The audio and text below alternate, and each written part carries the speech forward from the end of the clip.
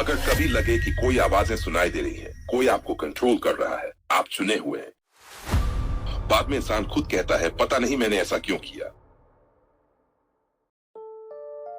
Nepheline, demon कैसे एक इंसान और एक औरत के दिमाग को प्रभावित करता है, कैसे इम्पैक्ट करता है उनकी थिंकिंग पे, क्या तुम मुझे बता सकते हो?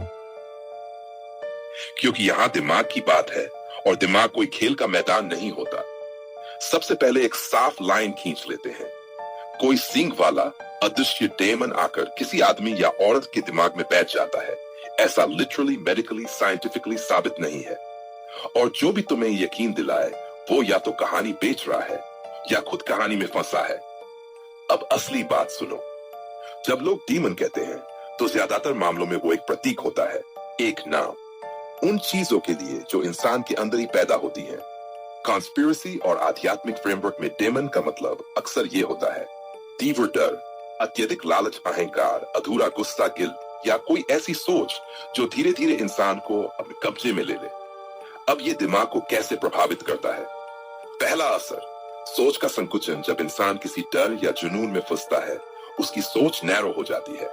वो सिर्फ वही देखता है जो उसकी भावना को सही ठहराए, बाकी सब या तो झूठ लगता है या साजिश।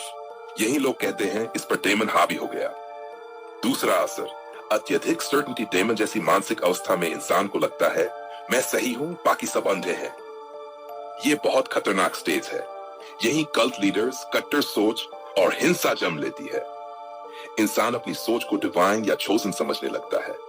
तीसरा असर, भावनाओं का अपहरण। गुस्सा, कामना, ईर्ष्या या डर जब लॉजिक से आगे निकल जाते हैं तो डिसीजन इमोशनल हो जाते हैं। बाद में इंसान खुद कहता है, पता नहीं मैंने ऐसा क्यों किया, कुछ सवार था। औरत और आदमी में फर्क? असल में फर्क बायोलॉजिकली कम, सामाजिक कंडीशनिंग में ज्यादा होता है। औरतों में गिल्ट, फियर ऑफ जजमेंट और इमोशनल मैनिपुलेशन ज्यादा ट्रिगर होता है।